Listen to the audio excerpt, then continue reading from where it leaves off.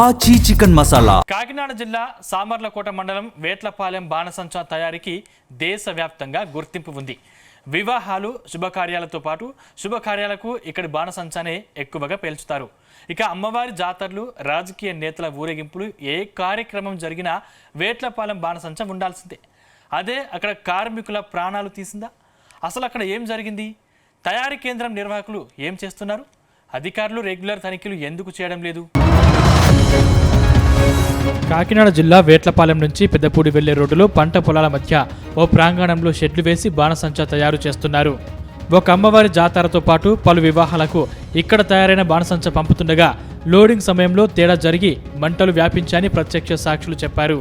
ఒక్కసారిగా దట్టమైన పొగ, ఎగసిపడుతున్న మంటలు, పచ్చని పంట పొలాల మధ్య నుంచి మేఘాలు కిందికి వచ్చినట్లుగా ఉన్న వాతావరణం చుట్టుపక్కల 4-5 కిలోమీటర్ల ప్రాంతాల్లోని వారిని భయకంపితులను చేసింది.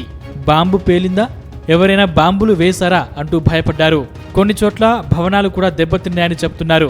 అయితే బాణసంచా తయారీ కేంద్రంలో విస్ఫోటనం వల్ల ఇది జరిగిందని తెలుసుకున్నారు. భయంతో వణికిపోయారు ప్రజలు.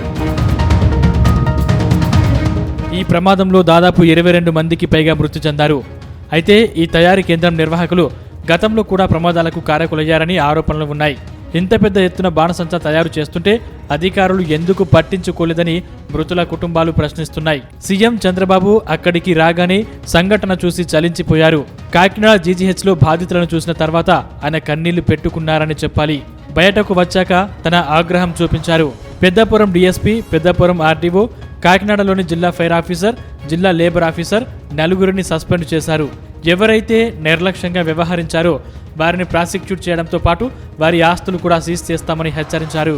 అంతేకాదు సీసీ కెమెరాలు ఏర్పాటు చేసి బాణసంచా తయారీ కేంద్రాన్ని కంట్రోల్ రూమ్ ద్వారా పర్యవేక్షించాలని ఆదేశించారు.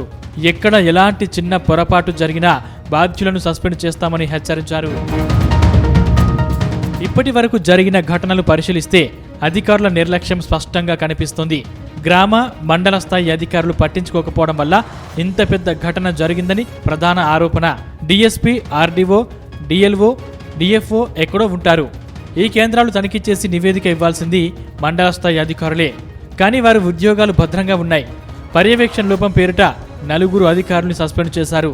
ఇప్పుడు వేట్లపాలెం కాదు, ఉమ్మడి తూర్పుగోదావరి జిల్లా వ్యాప్తంగా 55కు పైగా ఉన్న బాణసంచా తయారీ కేంద్రాలపై చర్చ జరుగుతోంది. మరోపక్క పోలీసులు తనిఖీలు ప్రారంభించారు. రెవెన్యూ, ఫైర్ సర్వీస్, పోలీస్, వాణిజ్య పన్నుల శాఖ ఇలా అన్ని శాఖల అధికారులు వాటిని తనిఖీ చేయాలి. ఎంత మేర వాటికి అనుమతి ఉంది, ఎంత తయారు చేస్తున్నారు, తయారు చేసిన చోట తయారైన సామాగ్రి పెట్టకూడదన్న నిబంధన అమలు చేస్తున్నారా, మహిళలు, బాల కార్మికులు పనిచేస్తున్నారా అనే ప్రశ్నలు వస్తున్నాయి. అటు అగ్నిమాపక శాఖ అనుమతి ఉందా, ప్రమాదం జరిగితే మంటలు ఆర్పేందుకు ఏర్పాటు చేసిన అగ్నిమాపక యంత్రాలు పనిచేస్తున్నాయా అనే క్వశ్చన్స్ వస్తున్నాయి. మరోవైపు ఇసుక, నీరు అందుబాటులో ఉందా, ఇన్ని తనిఖీలు చేయాలి. కానీ ఎవరికి వారే పట్టించుకోకుండా వదిలేశారు. 20 మంది ప్రాణాలు గాల్లో కలిసిపోయాయి. సీఎం చంద్రబాబు 20 లక్షలు ప్రకటించారు. కేంద్రం మరో 2 లక్షలు ప్రకటించింది. దీనికి కారణం ఎవరు ఉన్నత స్థాయి అధికారులు సస్పెన్షన్తో సరిపెట్టకూడదు, గ్రామ స్థాయి నుంచి చర్యలు తీసుకోవాలని మేధావులు కోరుతున్నారు. మొత్తం మీద వేట్లపాలెం ప్రమాదం జరిగిన వెంటనే క్షణాల్లో ఎస్పీ, కలెక్టర్ వాలిపోయారు. ఎంపీ, ఇతర అధికారులు విచ్చేశారు. కానీ పంచనామా చేసినందుకు వీఆర్ఓ కూడా కనపడకపోవడంతో స్వయంగా కలెక్టర్ పిలిపించాల్సిన పరిస్థితి ఏర్పడింది. గ్రామస్థాయి నుంచి ఇలాంటి వాటిపై దృష్టి పెడితే ఖచ్చితంగా మానవ తప్పిదాలు ఉండవు అంటున్నారు.